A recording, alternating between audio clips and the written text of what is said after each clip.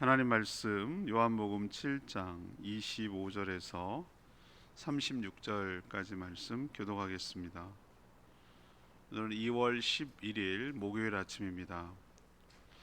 2월 11일자 본문 요한복음 7장 25절에서 36절까지 말씀 교독합니다. 신약성경 156쪽입니다.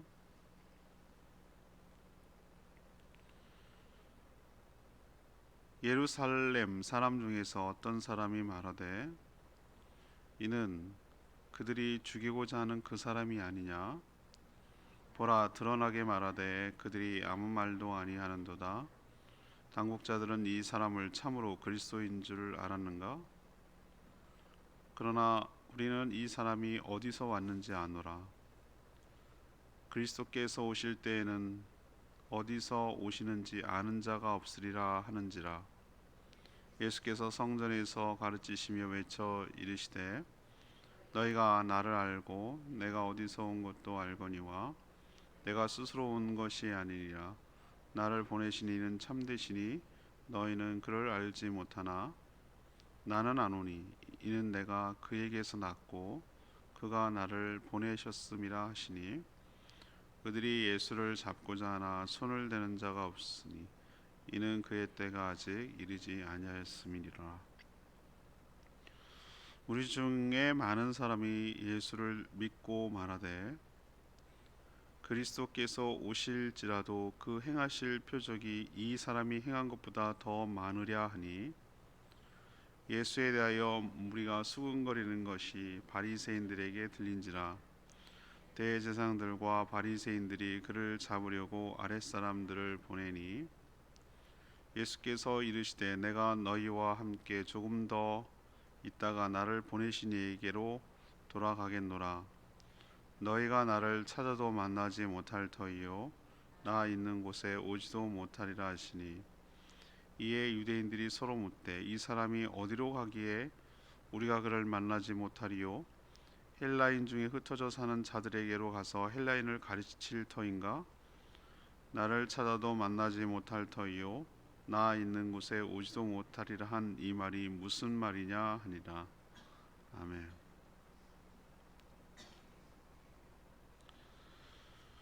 예루살렘 사람 중 어떤 사람이 자신은 예수가 어디서 왔는지 알기 때문에 그가 그리스도가 아니라는 식으로 주장을 했습니다.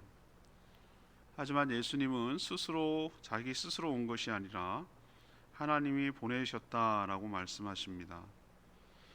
그런 말을 하니까 이들은 격분해서 예수를 잡으려고 하지만 손을 대는 자가 없었습니다. 반면에 또 많은 사람들은 예수님을 믿었습니다. 바리새인들이 주님을 잡으려고 사람들을 보내자 조금 있으면 자신을 찾지도 못하고 만나지도 못하고 자기 있는 곳에 오지도 못한다고 하셨습니다. 이것이 오늘 내용입니다. 오늘 질문은 무지한 사람들의 특징은 무엇입니까? 무지한 사람들의 특징은 무엇입니까? 이것이 오늘 질문입니다. 먼저 25절에서 29절까지 말씀, 자신이 다 알고 있고 자신만이 옳다고 생각하는 사람, 사실은 무지한 사람입니다. 예수님의 말씀을 듣고 사람마다 반응이 갈렸습니다. 예루살렘 중 어떤 사람이 예수를 향해 유대인들이 죽이려고 한 사람이 이 사람 아니냐라고 예수님을 조롱했습니다. 또 저렇게 드러내고 말하는데도 왜 아무도 조치하지 않고 대꾸도 하지 않느냐고 불만을 토로했습니다. 당국자리라고 말하는 것은 아마 산헤드린 공회, 성전을 지키는 대제사장, 서기관들, 이런 종교 지도자를 뜻하는 것 같습니다. 설마 저 당국자들이 저 사람을 그리스도라고 생각하는 건 아니겠지? 이렇게 빈정거리는 것이죠. 그러면서 무리를 선동하기 시작합니다.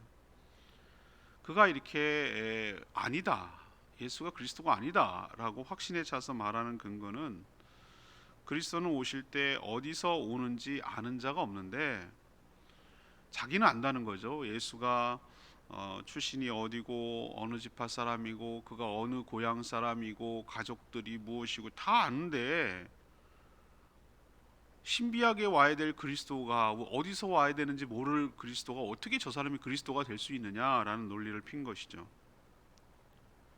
하지만 그가 모르는 것이 하나 있어요. 일단 예수님은 어디서 오는지 모르게 하는 것이 아니라 알도록 했어요. 이미 구약의 여러 선지자들을 통해서 하나님은 다 그 조각들을 모아놓으면은 다 그려져요. 충분히 하나님께서 예언해 놓으셨어요. 베들레헴에서 태어날 것이며 또 갈릴리 나사렛에서 활동하실 것, 갈릴리 지역에서 활동하실 것도 다 예언되어 있어요. 그러니까 자기가 생각하는 것대로 성경을 해석하고 자기가 보는 것대로 사람들을 평가하고 판단하는 거예요. 그런데 그 말도 맞아요. 진짜 예수님이 어디서 왔는지를 몰랐어요. 하나님에게서 왔고 천상의 모든 것들을 버리고 사람이 되어서 오셨다는 것을 몰랐으니까 저렇게 말하는 거예요. 진짜 예수님이 누구신지 알았다면 이런 식으로 말하지 않죠. 모르니까, 예수님이 누군지 모르니까 저렇게 함부로 막말을 하고 대적하고 비판하는 거죠. 다 알며 옳다고 생각하는 이 어리석음, 이것이 사실은 자기가 제대로 알지 못하고 있다는 증거입니다. 우리는 늘 겸손하게 내 생각과 내 말이 틀릴 수도 있다는 생각, 이런 겸손함을 가지고 모든 일들을 바라볼 때 무지에서 깨어나게 될 줄로 믿습니다. 두 번째는 30절에서 32절까지 말씀, 힘으로 상대방을 눌러서 제압하려고 하는 것. 이거는 무지한 사람의 두 번째 특징입니다. 예수님은 자신이 하나님 아버지에게서 났고 하나님이 자신을 세상에 보냈다고 하자 그들은 격분해서 예수님을 잡고자 했으나 감히 손을 대는 자가 없었습니다. 왜 그렇죠? 아직은 십자가에서 고난을 받고 죽을 때가 아니었기 때문에 그렇습니다. 주님의 때가 아닌 것이죠. 예수님에 대해서 수군거리고 논쟁이 되고 논란이 커지자 바리새인들과 대제사장들이 성전 경비병이겠죠. 사람들을 보내서 예수를 잡으려고 시도했습니다. 이들의 행태를 볼까요? 이들은 자신의 뜻과 맞지 않고 비위에 거슬리면 자신의 기득권을 침해하고 모든 중심이 그쪽으로 옮겨지는 것 같으면 못 견디는 거예요. 그래서 자신이 가지고 있는 모든 것들을 동원해서 상대방을 힘으로 눌러서 제압해서 상대방을 죽여 제거함으로 끝내려고 하는 사람들이에요. 자신이 틀릴 수도 있다는 생각을 1도 하지 않아요. 전혀 하지 않아요. 자신만이 늘 옳고 자신이 하나님처럼 심판자가 되어서 사람의 생명을 함부로 헤아려 합니다. 가장 큰 명분은 성경에 위배된다는 이유만으로. 예수님 그분이 성경 그 자체이시고 진리신데 이 어리석은 인간이 몰라보고 무지하고 그 진리를 자기가 제거해 보겠노라고 지금 힘으로, 어줍지 않은 힘으로 천군 천사를 동원할 수 있는 그분을 힘으로 제압하려고 시도를 지금 하는 거예요. 저는 이것이 바로 무지하다는 증거라고 생각을 합니다. 하지만 그런 혼란 중에도 많은 사람이 예수 그리스도를 믿었다라고 말씀을 듣고 믿었다라고 얘기를 하는데 그 근거가 설령 그래 니네 말대로 앞으로 이 사람이 그리스도가 아니라 하더라도 또 다른 그리스도 진짜가 오더라도 이분처럼 많은 표적과 기적을 행할 수 있는 사람이 있겠느냐 라는 식으로 논리를 피는 거예요. 그러니까 이분이 그리스도다라고 생각하고 믿고 따르는 사람도 있었어요.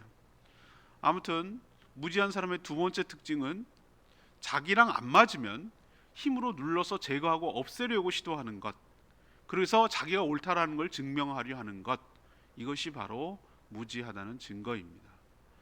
세 번째는 33절에서 36절까지 말씀입니다. 세상 논리에 갇혀서 모든 것을 판단하려고 하는 사람.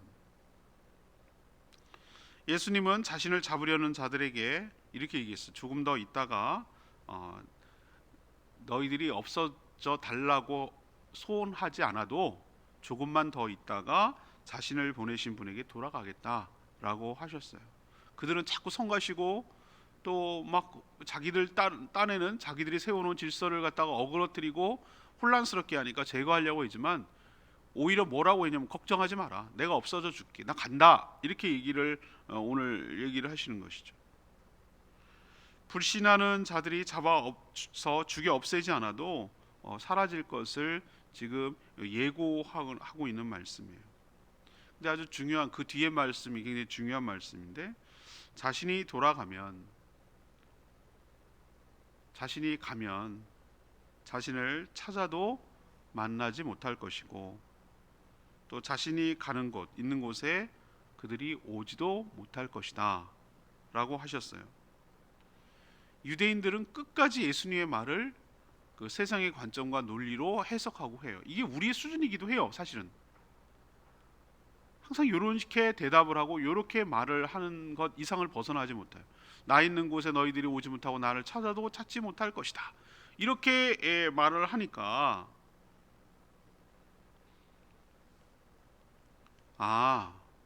저 예수라는 자가 유대를 떠나서 헬라 지역이라는 그 그리스 여러 나라겠죠.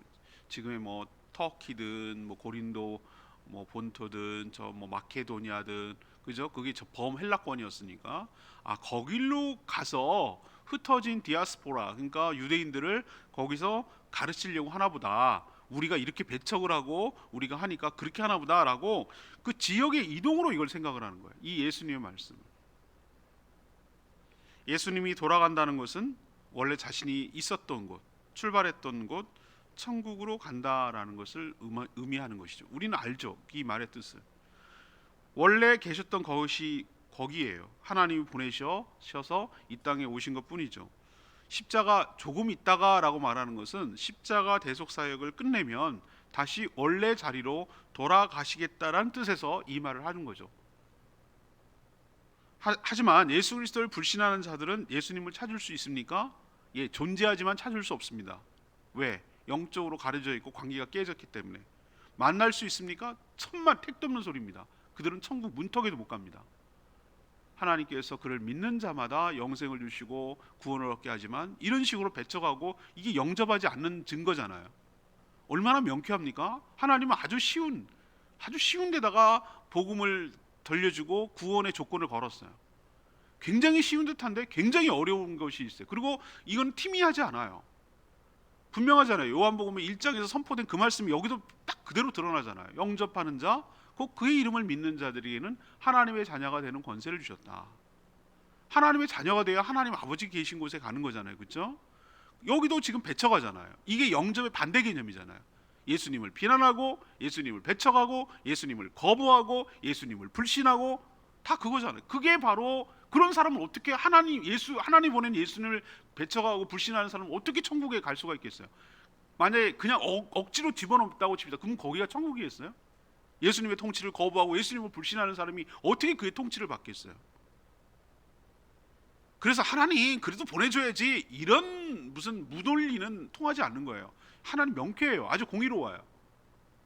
주님의 통치를 받아들이는, 주님의 통치를, 예수 그리스도의 통치를 받아들이는 사람만이 천국에서 살 수 있잖아요. 그렇죠?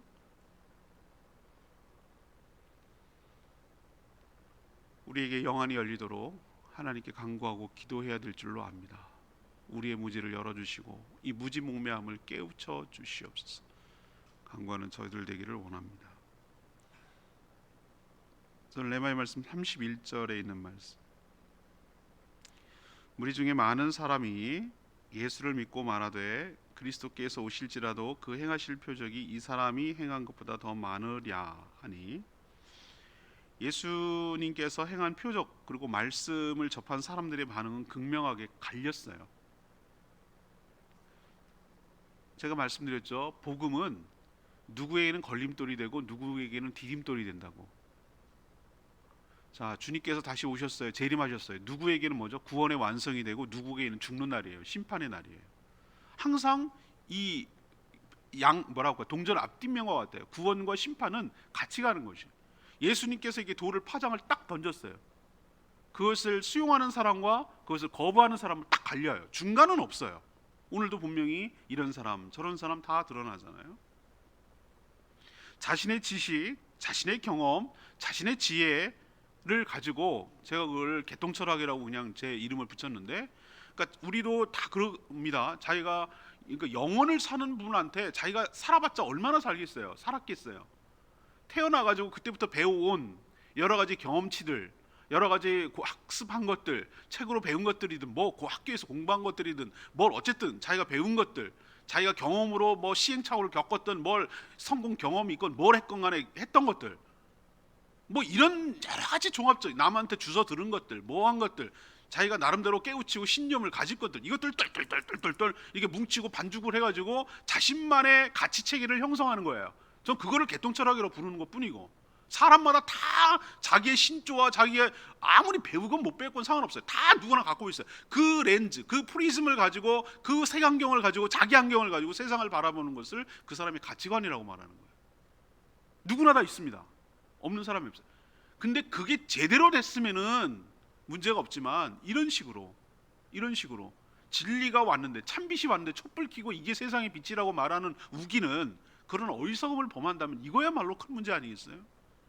구원이 뭘까? 자기가 해체당하는 것이, 자기가 깨지는 거예요. 부서지는 거예요. 자기가 세워놨던 모든 가치관이 허물어지는 거예요. 그리고 예수님이라는 새로운 가치관이 내가 안에 장착되는 것을 저는 새 사람이 되었다, 거듭났다 이렇게 말하는 거예요. 근데 여전히 예수 그리스도를 믿는다고 말하지만 여전히 자신의 가치관 속에서 예수를 부분적으로 습득하고 부분적으로 믿는다면 그건 온전히 믿는 게 아니에요. 그냥 예수님은 또 하나의 자기 가치관을 형성하는 데 보조 수단일 뿐이고 재료 소스일 뿐이지. 우리에게 예수님은 전면적인 혁명을, 완전 새로운 거듭남을 요구하세요. 네가 세워놨던 지금까지 모든 것들을 다 백지화시키고 가루로 만들고 해체시켜버리고, 예수님이라는 새로운 옷을 입고 그 눈으로 세상을 보고 천국을 보고 영혼을 보고 시간을 보고 공간을 보고 사람을 보고 살아가는 이유, 인생을 바라보고 이 모든 것들을 하라고 하는 거예요. 이게 안 맞으면 이런 엉뚱한 평행선을 긋고 예수님과 이 대화가 서로 접점이 안 일어나고 서로 딴소리 하는 거예요. 서로 딴소리. 여러분 그게 느껴지지 않아요? 예수님 이 얘기하면 이 얘기하고, 이 사람 얘기하고, 이 사람 얘기하고. 요한복음을 세 번째 지금 부임해서 강의 설교를 하는데, 이번처럼 예수님의 말이 더 생생하고 답답함이 느껴진 적이 없어요. 어쩌면 이럴까? 어쩌면 이렇게 평행선을 달릴까? 예수님은 지금 천상의 얘기를 하고 있고 그 가치관을 얘기하고 있는데, 이 사람들은 철저하게 이 세상의 논리에, 내가 보는 것에, 내가 경험한 것에만 가지고 판단하고 평가하고 있으니 만날 그게 없는 거예요. 그렇지만 은혜는 말이죠, 그 가운데 은혜는 묘하게도 이렇게 자신의 지식, 경험, 지혜로 예수님을 속단하고 거부하고 배척하는 사람도 있지만, 똑같은 표적을 보고도 그 표적을 보고 믿는 사람도 있는 건 어떻게 설명할 거냐? 예수 그리스도를 그리스도로 믿는 사람도 있었어요. 늘 말씀드리지만 표적이란 게 뭐죠? 하나님만 행할 수 있는 특별한 기적. 그래서 하나님이 드러나고, 그래서 주님을 믿게 하려는 목적, 그래서 하나님께 영광을 돌리게 하는 특별한 스페셜한 기적, 이거를 바로 표적이라고 말하는데, 그걸 보고 믿는 사람도 있거든요. 그리고 그들이 오늘 말한 것처럼 얘기하잖아요. 예수님이 그리스도가 아니라면 그런 표적을 행할 수가 없다. 이거 표적의 의도대로 된 거죠. 표적을 일으키신 목적대로 된 거죠.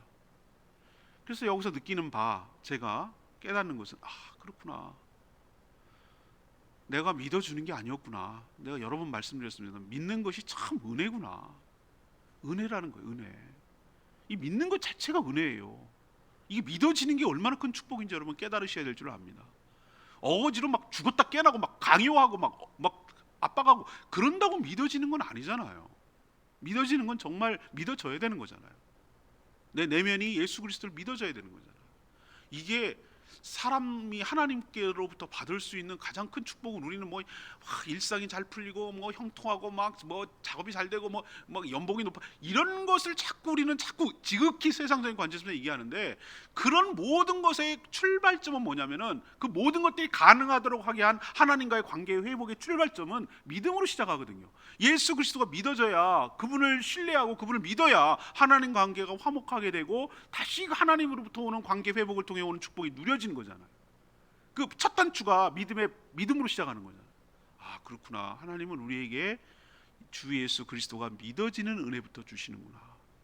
주님이 믿어지니까 제가 가만 거꾸로 생각해 봤어요. 제가 이 사람들 속에 들어가서 만약에 예수님을 불신하고 예수님이 아니야, 예수가 그리스도가 아니야 라고 딱 고정을 시켜놓고 이 말을 쭉 읽어보니까 충분히 그 사람의 입장이 이해돼. 예수님 말하는 게 다 헛소리거든.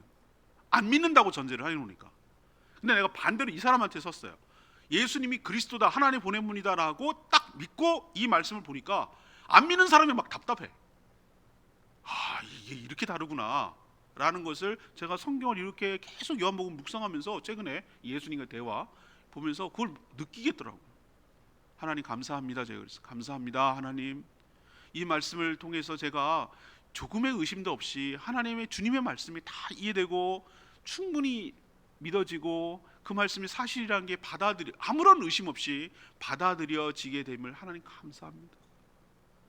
이 받은 은혜를 또 우리 성도들과 함께 나눌 수 있는 축복을 주시니 참 감사합니다. 이렇게 제가 감사했어요. 하나님께 감사했어요. 저만 아니라 여러분도 이런 축복이 여러분 가운데 있게 되기를 간절히 축복합니다. 오늘 무지한 사람이 누구냐 이렇게 그 특징에 대해서 오늘 설명을 했는데요. 오늘 자신이 다 알고 있고 자신만이 옳다고 생각하는 사람, 이걸 독선이라고 그러죠. 이게 가장 무지하고 어리석은 사람이에요. 세상에 이런 분들 의외로 많습니다. 여러분 못 만나보셔서 그렇죠. 깜짝 놀래. 무슨 남의 얘기가 전혀 안 들리는 사람이 있어. 어떻게 저런 사람이 지금까지 살아왔지라고 생각하는. 자기가 틀릴 수도 있잖아요. 시간이 지남에 따라 자기가 잘못 생각할 수 있는데 자기가 마치 정답을 다 알고 있는 사람, 아주 이렇게 얘기하는 사람 보면은 대화가 안 돼요. 근데 사실은 이렇게 뒤집어 놓으면은 굉장히 무지하고 어리석은 사람이에요. 두 번째는 뭐죠? 자기가 자기 말에 거슬리거나 자기가 틀렸다고 하는 사람을 뭘로 하죠? 자기가 갖고 있는 모든 거 갖고 눌러버리려는 사람이 있어요. 그게 돈이 됐든 권력이 됐든 뭐 명예가 됐든 뭘든 됐든 힘으로 눌러서 제압을 해가지고 자기가 옳고 누구도 자기에 대해서 반기를 들지 못하고 반론을 제기하지 못하도록 하는 이 어리석은 바리새인들, 서기관들 있어요. 이게 사실은 알고 보면은 무지하다는 거죠. 세 번째는 뭡니까? 세상 논리에 갇혀서 모든 것을 판단하는 거예요. 자기의 세계관, 자기가 보고 듣고 한 것들, 그게 전부라고 생각하는 거예요. 마치 이 천동설을 주장하는 사람들처럼 지구가 우주의 중심이고 태양이 돈다라고 생각하는 사람들, 거기에 대해서 거슬리면 다 죽여버리죠. 자기가 보고 그것만 전부라고 생각합니다. 예수님이 이제 나한테 오지 못한다, 내가 가면 오지 못한다 이러니까 헬라 지역으로 갈 건가? 뭐 이렇게 생각하는 사람. 이게 바로 어리석은 사람의 전형적인, 무지한 사람의 전형적인 모습입니다. 오늘 기도할 제목은 하나님, 저의 이 무지에서 탈피하도록 은혜를 베풀어 주시옵소서. 늘 자신을 겸손하게 여기고 늘 배워가는 입장에서 늘 하나님께서 가르쳐 주시는 진리만이 내가 알 수 있다고 생각을 하고 세상의 모든 이치를 다 아는 것처럼 교만함을 내려놓고 겸손하게 주님 안에서 배워가는 저희들 되게 하여 주시옵소서. 이렇게 간구하고 기도하는 저와 여러분 되기를 소망합니다. 오늘 말씀 붙들고 기도하기 전에 찬양집 62장 부르고 기도하겠습니다.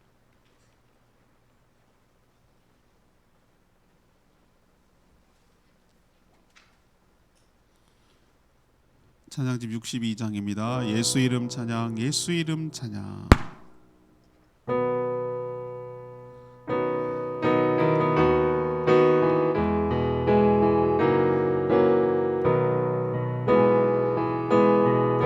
예수 이름 찬양, 예수 이름 찬양, 예수 이름 찬양.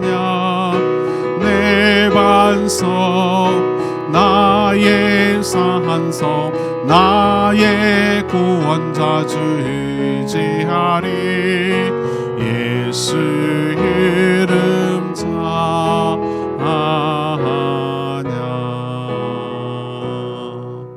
예수님을 제대로 아는 것이 하나님이 주신 최고의 축복이고 은혜인 줄로 믿습니다. 주님, 이 무지에서 벗어나게 하여 주시옵소서. 이 안다고 생각하는 독성과 어리석음에서 벗어나게 하여 주시고 하나님이 주신 지혜, 하나님이 주신 말씀을 통하여 영안이 열리게 하여 주시옵소서. 그래서 하나님의 세계를 보게 하여 주시옵시고 주님이 누구신지 믿어지고 보여지는 축복이 있게 해달라고 주여 외치며 기도하겠습니다. 주여 하나님, 예수 이름 찬양, 예수 이름 찬양, 내 반석 나의 산서 나의 구원자 주 의지하리. 예수 이름 찬양.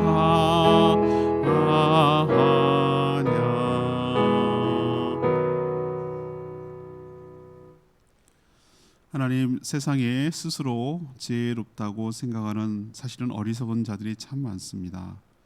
자신이 세상의 이치를 다 알며 자신의 생각과 판단만이 옳다고 여기는 무서운 독성과 아집에 빠지지 않게 하여 주시옵소서. 자신의 뜻과 다르다는 이유만으로 자신이 동원할 수 있는 모든 것을 동원해서 상대방을 제거하려고 하는 무서운 폭력을 우리에게도 버리게 하여 주시옵소서.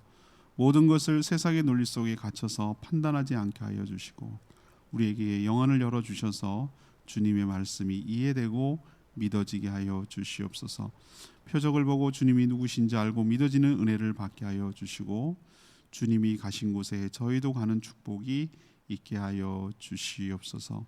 오늘도 하나님 앞에 간구하는 모든 기도마다 주님께서 응답하여 주시고 또한 하나님 주일을 준비하는 모든 손길들 주님께서 복 내려 주시며 오늘부터 시작되는 설날 연휴 명절 가운데도 어려움 당하지 않도록 가족들과 화목하게 지내며 제사 대신에 예배를 드리며 하나님께 범죄하지 아니하고 또 가족 일가 친척들과도 잘 화목하게 지내며 보낼 수 있도록 은혜 베풀어 주시고 또 이번 연휴 동안에 하나님께서 질병과 사고와 고통이 당하지 않도록 하나님께서 보살펴 주시며 또한 어려운 가운데 있는 분들 속히 회복되도록 하나님께서 하늘의 은혜로 채워 주시옵소서. 오늘도 하나님과 동행하며 살아가는 복된 하루 되게 하시고 주님이 주신 사명 따라 영혼 구원하여 주님의 제사 삼는 일에 우리의 마음과 에너지와 시간과 물질을 쓰게 하여 주시옵소서. 감사드리며 예수 그리스도의 이름으로 축복하며 기도합니다. 아멘. 오늘 하루도 주님의 은혜 가운데 살기를 축복합니다. 충분히 기도하고 주일 준비하겠습니다.